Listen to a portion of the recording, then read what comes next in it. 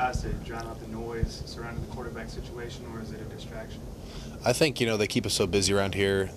I don't check social media even. I mean, it's like you don't have time to really even think about it. You're worried about yourself. You're worried about corrections from the practice before, install what we're going to do this practice, meetings. I mean, there's so much going on that we don't think about it. No.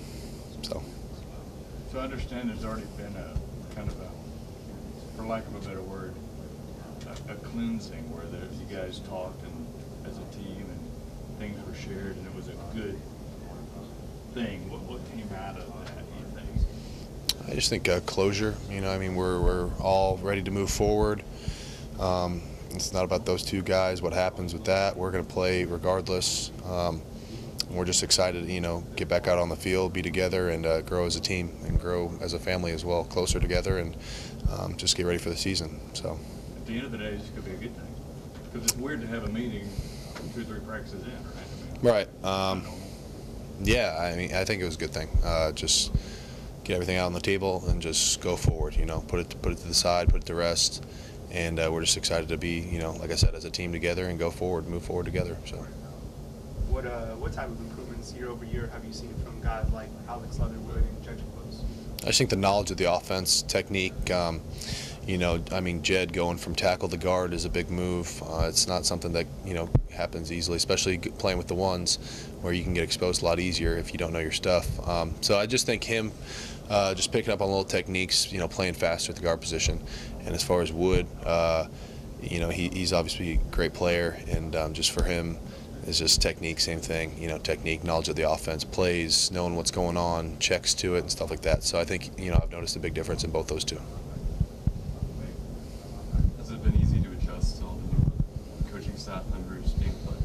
Yeah, I think, the offense has stayed consistent, and calls have stayed consistent as well. So for older guys, it's nothing new, but just different personalities in the room. And, Coach Loxley's done a really good job of, kind of setting the standard and what he wants, what he expects from us. So, there's no drop-off there, and we know as an offense what we need to accomplish.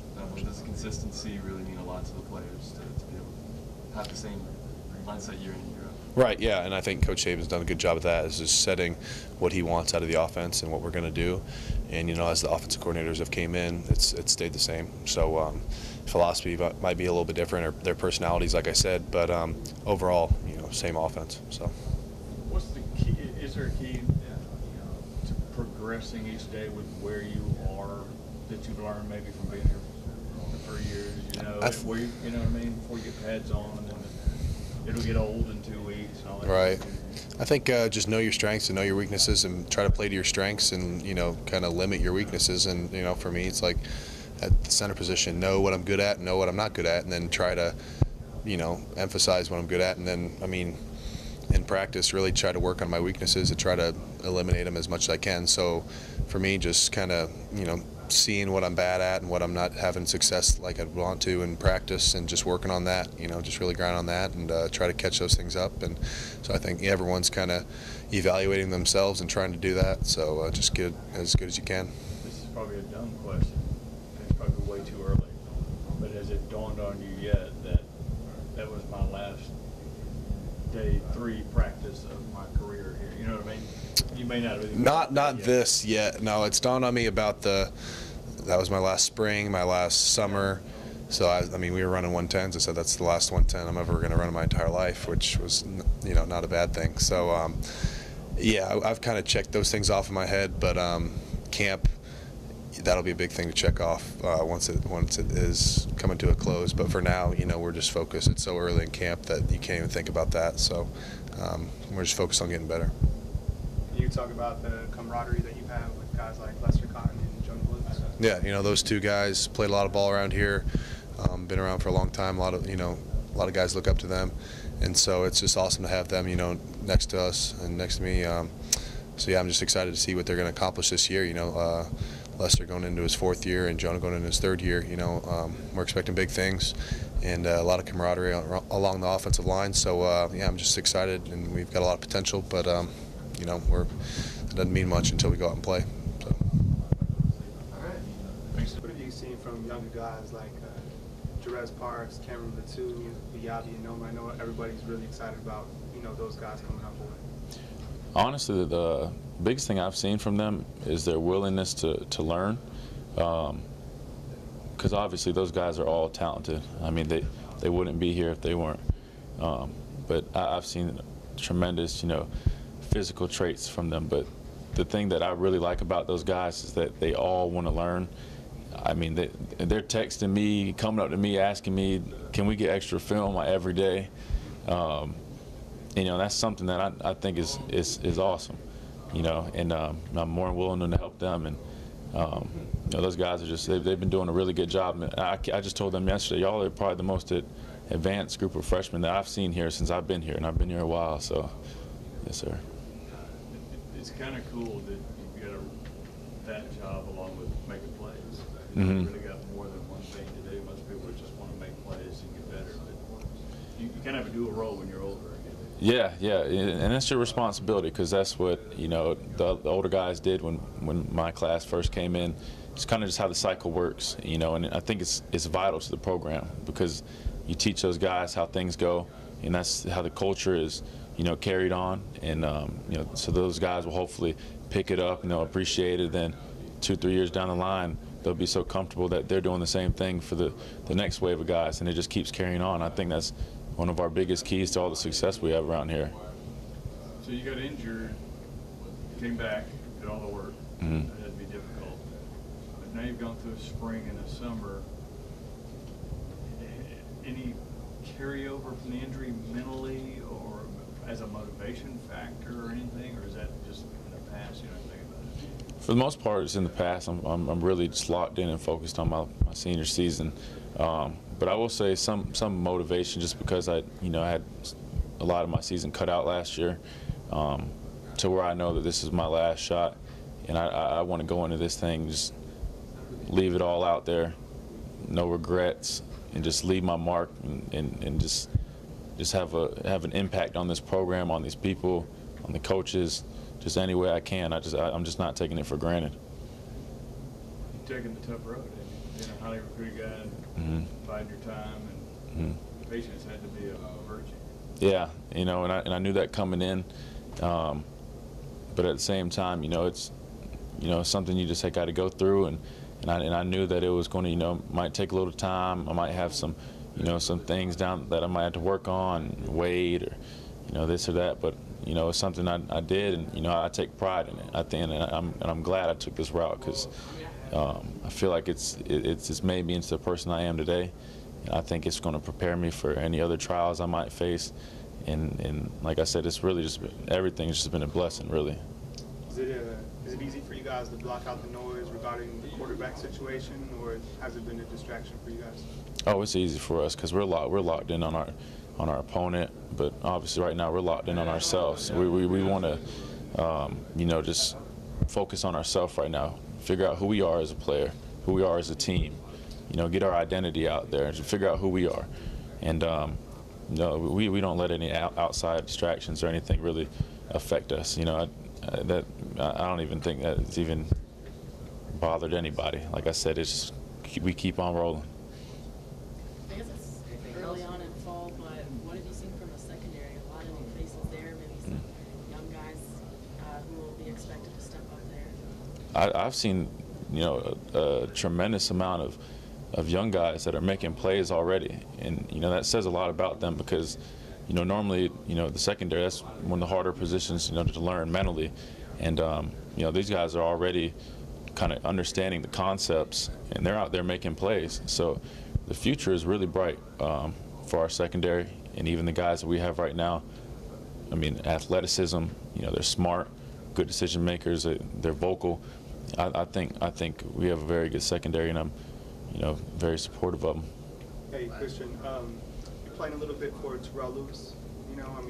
Obviously with him going down, missing last year, I'm sure you guys are close. You kind of playing a little bit for him. You guys, it's got to be tough for him. Oh, of course, because number one, I know the feeling, but number two, just the timing of it. It's just, it's so unfortunate. And I know how much he loves this game and how much he cares for it. So, I just want to, obviously when I go out there, just make sure I leave it out there, because I know, you know, that's what he would do, you know. But I still haven't given up on him coming back either. You know, I know with his work ethic and, you know, his determination, how driven he is, you know, I wouldn't be surprised if he found a way out there. So, you know, I'm praying for him, and, you know, I'm there for him. You know, we're like best friends. So. Thanks, Christian. Yeah, of course. Appreciate it. Situation, is it easy for you guys to block out the noise? What's your take on that? I don't think there's any noise. I think the only noise that there is what the media makes it. Ultimately, there's not really a big deal within in-house. You know, all we're focused on is fall camp. He's about to lose his mind. What have you seen from some of the younger guys year over year, like Najee Harris, Brian Robinson, and also your first take on Jerome Ford and how he's adapting? Can you ask me that again? Like, I could barely hear you. What is your take on the guys like Najee Harris, Brian Robinson, year over year, and then also what's your first take on Jerome Ford? Yeah, you know, those guys like Najee, Brian, Josh, Ronnie Clark, guys that are improving year in and year out. You know, over the course of their careers, they're always getting better. And now the fall camp has started. You know, we're all continuing to improve as a unit. Jerome's come in with a great mindset, a great mentality. It's kind of like an open book. He's trying to absorb as much information, as much knowledge as possible. So he's got a lot of athletic ability, but, you know, for you to be able to come in and just be willing to learn and, you know, be a sponge to everything around you, that shows a great sign of maturity. So we think he'll adapt very well, and, you know, I think it'll cause him to be very successful. Is that just as understood as trying to get better every day, the process that when you're older, like you part of your deal is, I got to make sure these guys watch me, watch what I do, get them, you know what I mean? Is that an understood thing here? It's understood that you have to lead by example.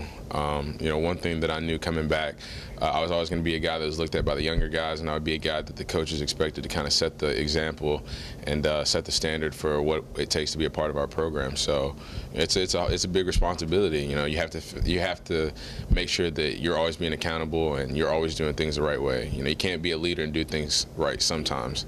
You know, something that you kind of have to do all the time. So it's a new responsibility and a new challenge, but, you know, I'm looking forward to it, and, you know, I'm just enjoying every moment. I understand that players kind of have talked and gotten together, and this whole thing everybody's talking about, there's been kind of a cleansing and some sharing, and at the end, this whole deal could be a good thing, right, to get this team together. It's kind of odd to have that kind of serious talk early in the year. I'm confused as to what you're referring to.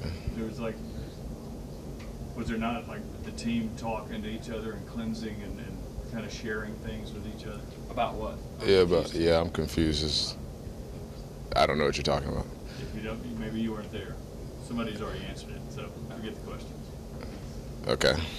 What have you seen from Mike Locksley? I know he's very established, he's very experienced. Love listening to him at the press conference. Just what's your relationship with him, your take on him being Alabama's offensive coordinator? I love him being our offensive coordinator. You know, I kind of pulled for him during the offseason, trying to get him the OC job. But you know, Coach Locksley's coming in. He's done an excellent job of just being a teacher of the game first and foremost. Coming in and being a guy that focuses on the details, the ins and outs, the nuances of the game of football, and what can make us the most successful offense as possible. You know, he's developed a great relationship with all of his players. You know, and he's been here for a while, so that wasn't necessarily something that he had to do. But you know, I think that relationship has gotten even stronger, and like I said, he's just been a great teacher of the game for us, and, you know, we're really confident in his ability to call plays and put us in the best situations to be successful as an offense.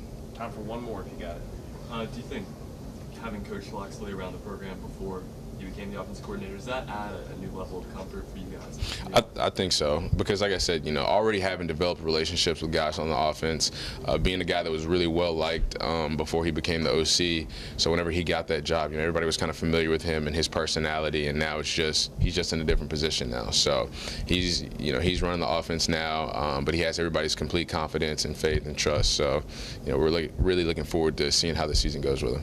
Thanks, Damien.